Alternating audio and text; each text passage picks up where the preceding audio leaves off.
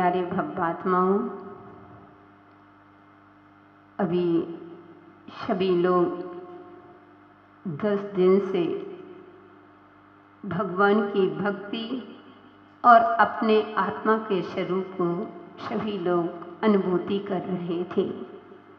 कहते हैं कि उन धर्मों को हमने 10 दिन से जाना था।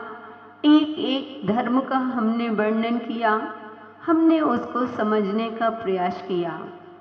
हमें सबसे पहले आचार्यों ने 4 कषायों को शमन करने के लिए कहा था कि जब तक हमारी क्रोध, मान, माया, लोभ, ये 4 कषाएं जब तक समन नहीं होंगी, जब तक कभी हम धर्म का मर्म नहीं समझ सकते हैं, ना हम उसका व्याख्यान कर सकते हैं। जब तक 4 कषाएं नहीं निकलेंगी तब तक हम सत्य नहीं कह सकते हैं, क्योंकि सत्य यही है कि आत्मा हमेशा अपने स्वभाव में रहती है।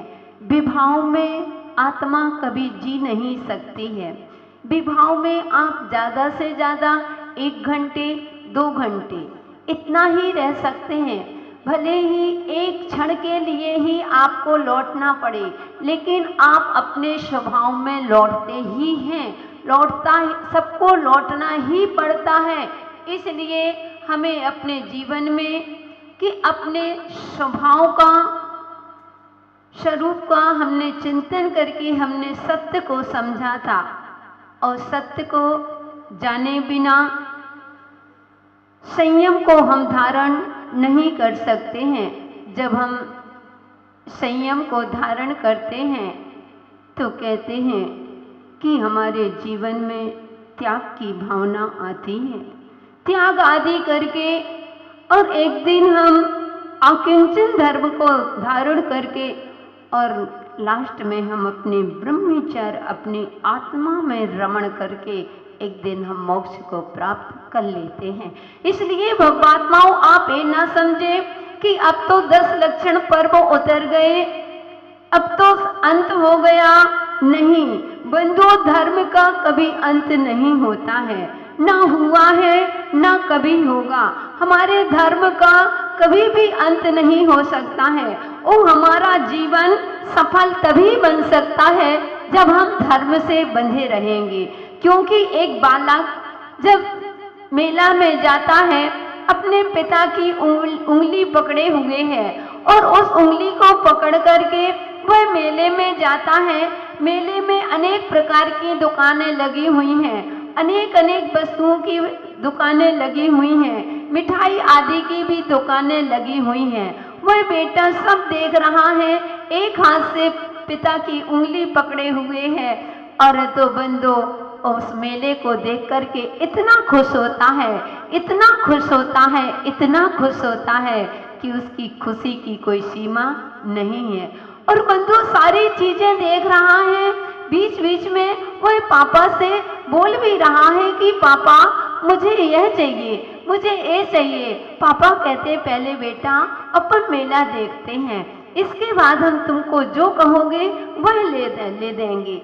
बंधु वह इतनी मेले में इतनी भीड़ थी मेले में, इतनी भीड़। अचानक उस बेटे के पिता का धक्का से इतनी पब्लिक थी, उसके कारण से उसकी पिता की उंगली छूट जाती है। जैसे ही पिता की उंगली छूटती है, वह अपने पिता को ढूंढने लगता है, अपने पिता को देखने लगता है, और बंधुओं वह बार बार रोने लगता है। अब दूसरा व्यक्ति था, उसको कहता है कि बेटा तुम क्यों रो रहे हो? वह कहता है मेरे पिता की उंगली छूट गई है, मुझे अपने पापा के पास जाना है, मुझे मेरे पापा चाहिए। बंधु वह व्यक्ति कहता है बेटा रो मत बेटा, हम तुमको तुम्हारे पिताजी से मिलवा देंगे। और बंधु अभी भी वह अब बिना पिता के एक एक दुकान को देख रहा है, लेकिन उसके चेहरे पर हंसी नहीं है। वह सारी बस दुकानें देख रहा है, जो भी आइटम उसको चाहिए वह भी देख रहा है। अब वह फिर भी रोता जा रहा है। सामने वाला व्यक्ति कहता है कि बेटा तुमको क्या चाहिए, मेले में आए थे, कुछ चाहिए क्या? वह कहता है मुझे कुछ नहीं चाहिए, मुझे कुछ भी अच्छा नहीं लग रहा, मुझे तो सिर्फ क्या चाहिए, पिता की उंगली चाहिए, मुझे पिता चाहिए, मुझे और कुछ नहीं चाहिए। ऐसे ही भवआत्माओं, यह अनादिकाल से इस संसार में बहुत सारे लोग होते हैं। अनादिकाल से हम इस मेले को देख रहे हैं, लेकिन जब तक हम धर्म से जुड़े हुए हैं तब तक फिर भी हमको संसार थोड़ा बहुत अच्छा लगता है। संसार अच्छा नहीं, क्योंकि इसलिए हमें अच्छा लग रहा है, पंचम काल में जन्म लेना सबसे बड़ा पाप कर्म का उदय है। लेकिन जो सम्यक दृष्टि जीव होते हैं उस पाप में से भी सुख को ढूंढते हैं। कम से कम अभी मेरे साथ में पिता की उंगली, वह बेटा पिता की उंगली पकड़े रहता है तो उसको भी वह मेले में अच्छा लगता है। और पिता की उंगली छूट जाए, अभी भी वही वस्तुएं हैं लेकिन वह अच्छी नहीं लगती हैं। ऐसे ही भवआत्माओं, जब हम धर्म की उंगली पकड़े रहते हैं, हम धर्म का सहारा लिए रहते हैं, भले ही संसार में रहते हैं, पंचम काल में जन्म लिया, दुख भरे संसार में जन्म लिया तो क्या हुआ, लेकिन हमें प्रभु का दर्शन मिल रहा है, हमें प्रभु का दर्शन मिल रहा है। प्रातः काल के बेला में सबसे पहले हम भगवान को नमस्कार करने, भगवान के दर्शन करने आते हैं कि हे भगवान मेरी सुप्रभात आपके दर्शन से हो। वो भगवान के दर्शन करते हैं, गुरुओं के सानिध्य मिल रहा है, वह जिनवाणी मातों को सुनने को मिल रही है। तो बंधु, आप अब दुख में से भी, इस दुख काल में भी अभी आप सुखी हो, क्योंकि अभी मुझे देव शास्त्र गुरु का सहारा मिल रहा है, अभी धर्म की उंगली। इसलिए बंधु, और जिस दिन तुम्हारे अंदर से धर्म निकल जाएगा उस दिन तुम्हारा जीवन व्यर्थ हो जाएगा। तुम संसार की सब भौतिक सुविधाओं को भी मिल करके भी वो तुम्हारी कभी सुखी जीवन नहीं बन सकता है। ऐसे ही बंधु, तो हमें अपने जीवन को सार्थक बनाना है। हमें जो मानव पर्याय मिली है, जब तक हम धर्म में प्रवेश नहीं करेंगे, जब तक हमारा सच्चा जन्म नहीं होता। अभी सभी लोग कह रहे थे, आप लोग श्रमणी आर्यिका सुनंदन श्री माता जी का जन्मदिन मना रहे थे, उत्साह मना रहे थे। बंधुओं, वास्तव में यह औदारिक शरीर का जन्म है, लेकिन जन्म कब सार्थक होता है? जब व्यक्ति अपने जीवन में संयम को धारण कर लेता है, उस दिन से उसकी जन्म की शुरुआत वहीं से होती है। विश्वनंदन श्री माता जी कह रही थी कि हमारा वास्तविक जन्म तो गुरु माँ ने जब हमको संस्कार दिए थे, हमको दीक्षा दी थी, पिछली कमंडल दिया था, तब हमारा सार्थक बिल्कुल सत्य है। यही सत्य है कि जीवन में जब हमारी संयम की शुरुआत होती है, क्योंकि एक बार वह मुनिराज नगर में अचानक आ जाते हैं। अब नगर में अचानक आ गए, चौंका नहीं, सभी लोग घबरा गए, क्या किया जाए। एक परिवार में एक बहू थी, सुसंस्कार बहू थी, वह कहती है कि कोई बात नहीं, मैं आहार। उसने 1 घंटे में चौका तैयार किया। महाराज ने जब तक समय की, दूसरी बेला में आहार करवाया, और जैसे ही आहार हुआ तो महाराज कहते हैं, जैसे महाराज का आहार होता है, निरंतराय आहार हुआ, और उस पर बहू कहती है कि महाराज इतनी जल्दी क्यों? तो महाराज ने कह दिया, समय का पता नहीं था। बंधुओं, ध्यान रखना, मात्र उस घर में बहू ही सुसंस्कार थी, उसका ससुर बिल्कुल नास्तिक था, पूरा परिवार नास्तिक था, कभी कोई साधु संतों की ना कभी वंदना करना, ना नमस्कार करना, ना साधुओं को देखना, कुछ भी उनको पसंद नहीं था। लेकिन बहू ऐसी थी, संस्कारवान थी। तो उसने जैसे ही महाराज से पूछा, महाराज इतनी जल्दी क्यों? महाराज कहते हैं पता नहीं। वह ससुर अपने मन से सोचता है कि कैसे मूर्ख महाराज हैं, वो जैसी बहू इतनी जल्दी क्यों? 2 बजे तो आहार चर्या को उठे और कहते हैं इतनी जल्दी क्यों? और जैसे महाराज कहते हैं समय का पता नहीं। जब समय पता नहीं तो क्यों महाराज बने? क्योंकि उनकी नास्तिक थे बंधु। अब मुनि महाराज पहले प्रवचन नहीं करते थे, पहले चौके में जो आहार करते हैं तो श्रावक को तुरंत के तुरंत वापस करते हैं, मतलब कुछ ज्ञान 10 मिनट बैठ करके उपदेश देते थे। तो उन्होंने कहा कि बेटा तुम्हारी उम्र क्या है?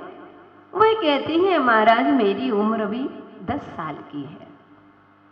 ससुर सुन रहा है। उसने कहा और तुम्हारे पति की उम्र क्या है? बोले महाराज अभी पति गर्भ में है। उस सासू की उम्र 1 वर्ष है और ससुर का भी जन्म ही नहीं हुआ। तो वही ससुर कैसा है, कैसे पागल बहू है, खुद 10 वर्ष की है, पति गर्भ में है और सासू 1 साल की है, वो खुद 10 साल की है, वो मेरा जन्म नहीं हुआ। अब उसको फिर मुनिराज ने लास्ट में बोला कि बेटा तुम कैसा खाती हो? तो वह बोली महाराज मैं बासा खाती हूँ। कैसा खाती हूँ? बासा खाती हूँ। बंधु इतनी तेजी से उसको गुस्सा आता है। महाराज तो चले गए और घर में महाभारत हो गई कि तूने महाराज से घर की इज्जत उछाल दी। महाराज से कह दिया बासी कभी तूने आज तक सुबह का तो शाम को नहीं खाती, और महाराज से कहती है बासा खाती हूँ, पागल है, आधी आधी महाभारत। लेकिन बहू मौन थी। उसने कहा चलो महाराज से ही पूछते हैं। और बंधु वह महाराज के पास जाते गए तो गुस्से में थे, लेकिन जैसे ही महाराज की मुद्रा को देखा, उसकी बहू ने नमस्कार किया तो ससुर ने भी ढोंग से नमस्कार किया। वास्तविक नहीं, कैसा? ढोंग से, यानी औपचारिकता से, बिना मन के। और जैसे ही नमस्कार किया तो सबसे पहले वह क्षमा मांगते हैं। सेठ मुनिराज से क्षमा मांगते हैं, महाराज क्षमा करना। महाराज कहते हैं किस बात की क्षमा? बोले इस बात की महाराज, क्योंकि हमने सुना है हमारी बहू से आपने पूछा, बहू ने पूछा कि इतनी जल्दी क्यों? यह मूर्ख है महाराज, बिल्कुल मूर्ख है। और दूसरी बात ये कहती है कि बासा खाते हैं। उन्होंने कही नहीं सेठ जी, तुम्हारे जैसी बहू एक बिरले लोग हुआ करते। जिसको तुम समझ रहे हो उसने मेरी उम्र से नहीं पूछा था कि आप समय नहीं, ये नहीं पूछा था कि इतने बज गए हैं, समय से नहीं इतना कहा था, इतनी जल्दी क्यों? क्योंकि मेरी उम्र छोटी है। तो कहा महाराज इतनी जल्दी क्या आवश्यकता थी मोक्ष मार्ग में बढ़ने की? इतनी जल्दी क्यों? आहार के लिए नहीं बोला था, किसके लिए बोला था कि इतनी जल्दी क्यों, कि मोक्ष मार्ग में इतनी जल्दी क्यों आ गए? गृहस्थ में रहते थोड़ा और समय लगाते, लेकिन इतनी बाल अवस्था में तो मैंने कह दिया था समय का भरोसा, समय का पता नहीं था, कि मुझे पता नहीं था कि मुझे कल जीना है कि नहीं जीना है, मुझे कल मिलेगा कि नहीं मिलेगा। इसलिए मैंने कह दिया था। और मैंने पूछा कि उम्र, तो उसने उम्र बताई कि मेरी 10 वर्ष की है। तो सेठ जी इस शरीर के जन्म से नहीं, इसको धर्म से जुड़े हुए मात्र भी 10 वर्ष हुए हैं, इसलिए मंदिर जाना 10 वर्ष से ही शुरू किया है, इसलिए इसकी उम्र कितनी है? 10 वर्ष की। तो हमारा सुनंदन श्री माता जी के लिए यही भरपूर आशीर्वाद है कि अपना जो जन्म भले ही तुम बाल अवस्था में निकल आए, कभी भी बस इतना कहेंगे कि बेटा ध्यान रखना, कभी प्रशंसा में मत बहना। 4 लोग 4 दिन के लिए मिलते हैं, लेकिन 4 दिन की प्रशंसा में अपने जीवन को बर्बाद नहीं करना है। श्रापकों से उतना ही संपर्क रखना जितना दाल में नमक की जरूरत होती है। ज़्यादा नमक हो जाए तो वह दाल खराब हो जाती है। तो जितना नमक जरूरी होता है भोजन में, उतना ही संपर्क श्रापकों से रखना। बाहर को नहीं, अपने अंदर को देखना, बाह्य प्रशंसा में नहीं, अपने अंतरंग भावना में उतरना। ये लोग बाहर को नहीं, अंतरंग से हमारी कैसे हम हैं, हमें कैसे विशुद्धि बढ़ाना है, वो हमेशा गुरु क्या करते हैं यह नहीं करना है, गुरु क्या कहते हैं वह हमको करना है। अभी भी कर रहे हो, यही आशीर्वाद के खूब आपकी दिनों दिन साधना की वृद्धि हो। आपने जो व्रतों को लिया है, आपके व्रतों का निरतिचार पालन करो और अपने मोक्ष मार्ग को प्रशस्त करो। ऐसी भावना के साथ आपके लिए मेरा बहुत बहुत आशीर्वाद है। सदा उन्नति की ओर बढ़ो। ऐसी पुनीत भावना के साथ आरिका विद्या श्री माता जी के लिए भी बहुत बहुत आशीर्वाद कि अपनी साधना, अपने कर्तव्य निष्ठ जो तुमने सिखाए हैं संघ के लिए, वह विद्या श्री माता जी एक अनोखे, एक अलग ही कुछ आपके अंदर कला है जिससे आज संघ की व्यवस्था चल रही है। ऐसे ही आपके लिए मंगल आशीर्वाद, आपकी साधना निरंतर वृद्धिगत हो और आप हमेशा स्वस्थ रहें। ऐसी पुनीत भावना के साथ जय बोलिए महावीर भगवान की।